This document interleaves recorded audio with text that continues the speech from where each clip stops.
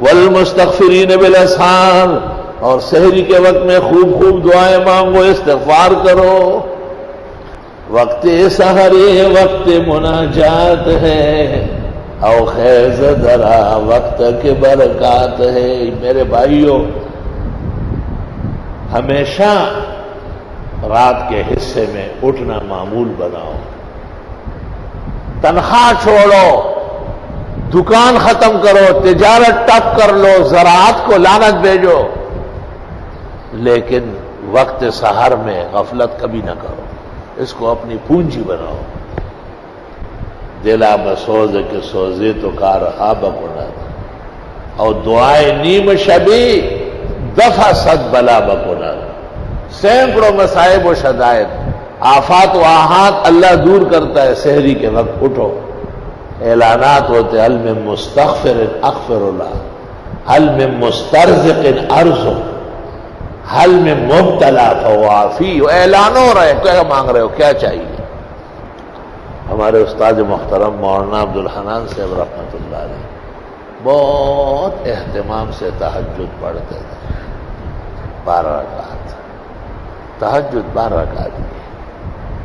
فصلی رکعتین ثم رکعتین ثم رکعتین ثم رکعتین ثم رکعتین ثم رکعتین ثم اوترا۔ بخاری مسلم بھرے پڑے، بار بار آ رہا، 6 دفعہ آپ نے دو دو دو دو دو دو، اس کے بعد وتر پڑے۔ وقت تنگ ہے تو کم بھی پڑھ سکتے ہیں، لیکن شرح شفا میں امام اعظم سے منقول ہے کہ تہجد کی رکعات 12، اور وہ جو 8 رکعت ہے وہ قیام اللیل ہے، وہ نیند سے پہلے ہے، اور آرام کے بعد صبح اٹھو، اذان سے 1 گھنٹہ پہلے وضو کر لو، اور بہترین دلجمی کے ساتھ تہجد پڑھو۔ سبحان اللہ، اللہ ہمیشہ نصیب فرمائے۔ تو ہمارے استاذ کو میں دیکھتا تھا، بہت ساتھ رہا سفروں میں، 5-6 مرتبہ حرمین شریفین ساتھ لے گیا، طالبان دور میں افغانستان ساتھ لے گیا، کشمیر ساتھ لے گیا۔ تو میں نے ایک دن کہا، تہجد کا عمل بہت پختہ ہے، کس طرح اتنی پختگی آئی؟ فرمایا جب سے مولانا حسین احمد مدنی کو دیوبند میں دیکھا ہے درجہ اولا میں، کہا اس کے بعد میرا تہجد ناغہ نہیں ہوا۔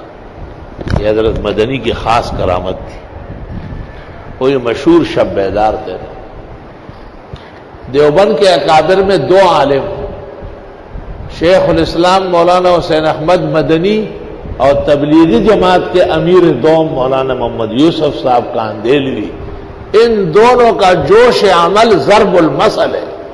جوش عمل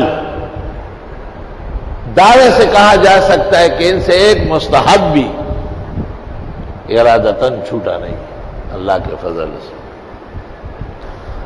خواجہ خواجگاں، خواجہ کبیر، فرید الملت والدین، فرید الدین جن شکر اجودنی اعلی اللہ مقامہ۔